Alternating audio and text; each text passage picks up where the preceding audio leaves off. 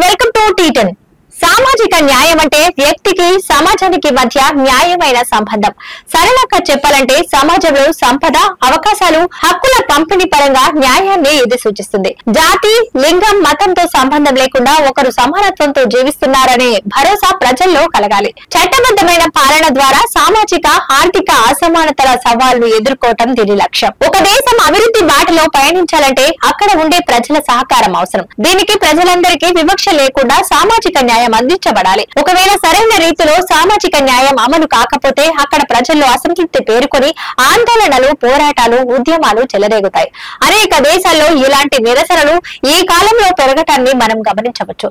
సమాజంలో వనరులు, అవకాశాలు, విశేషాధికారాల నిష్పాక్షిక సమాన పంపిణీ సామాజిక న్యాయం అంటారని ప్లేటో తాను రాసిన ది రిపబ్లిక్ గ్రంథంలో ప్రస్తావించారు. ఆధునిక కాలంలో ఇది 19వ శతాబ్దం ప్రారంభంలో పారిశ్రామిక విప్లవ అనంతరం పెట్టుబడిదారు దోపిడీకి బలైపోతున్న మానవ శ్రమకు పరిష్కారం చూపించి సమానత్వ సమాజాలను సృష్టించే లక్ష్యంగా యూరప్ అంతటా జరిగిన పౌర విప్లవాల సమయంలో ఉద్భవించింది.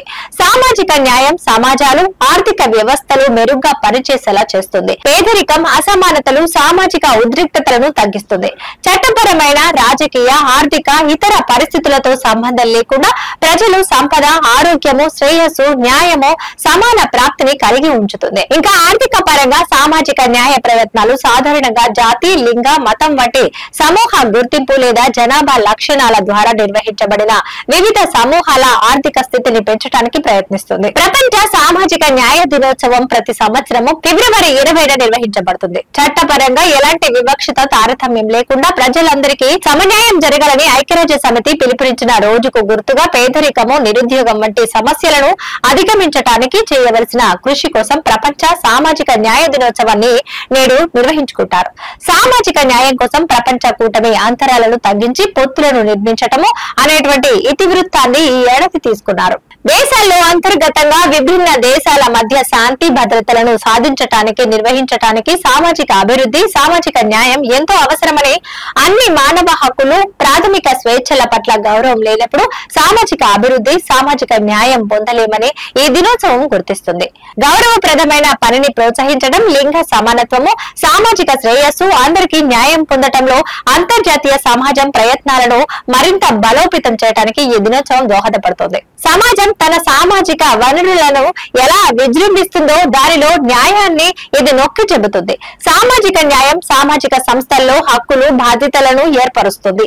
సహకార ప్రయోజనాలు, ఖర్చుల్లో ప్రతి ఒక్కరూ భాగస్వామ్యం కావటానికి అనుమతిస్తుంది. పన్నులు, సామాజిక బీమా, ప్రజారోగ్యం, ప్రజా విద్య, ప్రజా సేవలు, కార్మిక చట్టము, మార్కెట్ నియంత్రణ అనేవి సమాన అవకాశాలు, సంపద పంపిణీని నిర్ధారించడంలో ఇది సహాయపడే విధంగా ఉంటుంది. నేడు రష్యా, ఉక్రెయిన్, పాలస్తీనా, ఇజ్రాయిల్ యుద్ధాల వల్ల వేలాది మంది పౌరులు ప్రాణాలు కోల్పోయిన పరిస్థితి.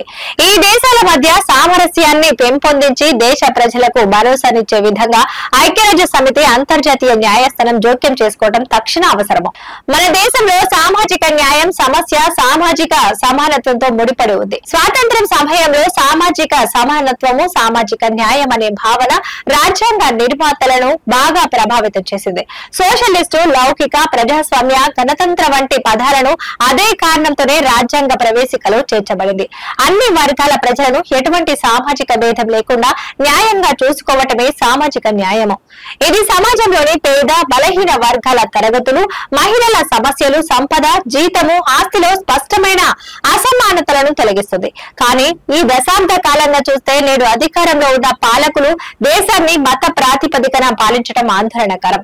విభజించు పాలించే విధానాన్ని అవలంబించడంతో రాష్ట్రాలు, ప్రాంతాల మధ్య అసమానతలు పెచ్చుమీరుతున్న పరిస్థితి. సంపదంతా కొద్ది మంది సంపన్నులకు చెందేలా చూడటం, పేద, ధనిక మధ్య అంతరాలు పెరగటానికి కారణం. పంపిణీ న్యాయం అని పిలువబడే సామాజిక, ఆర్థిక న్యాయాల కలయిక. ప్రవేశిక కింద భారతీయులందరికీ అవకాశం, హోదాలో సమానత్వం హామీ ఇవ్వబడింది. సామాజిక పురోగతికి సామాజిక న్యాయాన్ని ఒక సమర్థవంతమైన సాధనంగా మార్చడానికి విధానాలు సరిగ్గా నిష్పాక్షికంగా అమలు చేయబడతారని అమలు చేయబడతాయని పాలకులు హామీ ఇవ్వటం చాలా ముఖ్యం. మన దేశంలో సామాజిక న్యాయం రాజ్యాంగం ఆర్టికల్స్ ద్వారా దేశ ప్రజలకు హామీ ఇస్తుంది. ఆర్టికల్ 15(1) మతము, జాతి, కులము, లింగ లేదా పుట్టిన ప్రదేశం ఆధారంగా వివక్షను నిషేధిస్తుంది. ఆర్టికల్ 16(1) అందరికీ సమాన అవకాశాలు కల్పిస్తుంది. ఆర్టికల్ 17 అంటరానితనాన్ని నిర్మూలించి దాని ఉనికిని నిషేధిస్తుంది. ఆర్టికల్ 19 దేశ ప్రజల ప్రాథమిక హక్కులను ప్రతిబింబిస్తుంది. 23, 24 ఆర్టికల్స్ దోపిడీకి వ్యతిరేకంగా ప్రాథమిక హక్కులను కల్పిస్తున్నాయి.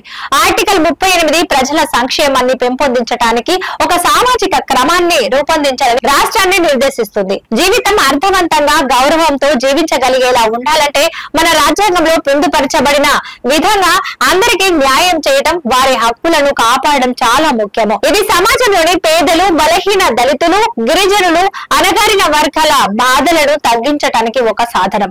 ఆరోగ్యం, విద్యా సౌకర్యాలను అందించడం ద్వారా మానవ వనరుల పరిరక్షణకు సహాయపడుతుంది. సమాజంలో కుల వ్యవస్థ, అంటరానితనం, ఇతర వివక్షత వంటి సవాళ్లను నిర్మూలించడానికి దోహదపడుతుంది.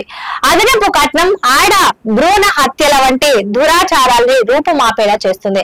ఇది తగ్గుతున్న లింగ నిష్పత్తి, బాలికలకు పరిమిత విద్యా అవకాశాల సమస్యల్ని కూడా పరిష్కరిస్తుంది.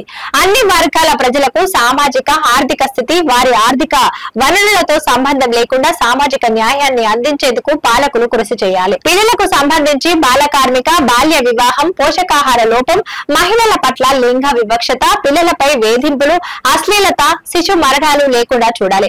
మైనారిటీలకు సంబంధించి అన్ని సమస్యలు పరిష్కరించి వారికి భరోసాగా నిలబడాలి. అందరికీ విలువలతో కూడిన విద్యను అందించాలి. దళితులు, గిరిజనులకు రాజ్యాంగపరమైన హక్కులు కల్పించబడాలి. మహిళలకు అన్ని హక్కులు అమలు కావాలి. ఎటువంటి వివక్ష లేకుండా పేదలందరికీ సంక్షేమ పథకాలు అందించాలి. ఇలా సామాజిక సమస్యల్ని, సవాళ్లను పరిష్కరించి ముందుకు వెళ్ళినప్పుడే ఇలా సమాజ నిర్మాణం అవుతుంది. ఇలా సామాజిక సమస్యల్ని, సవాళ్లను పరిష్కరించి ముందుకు పోయినప్పుడే సమాజం నిర్మాణం సాధ్యము. ఇది ఇవాళ న్యూస్. చూస్తూనే ఉండండి T10.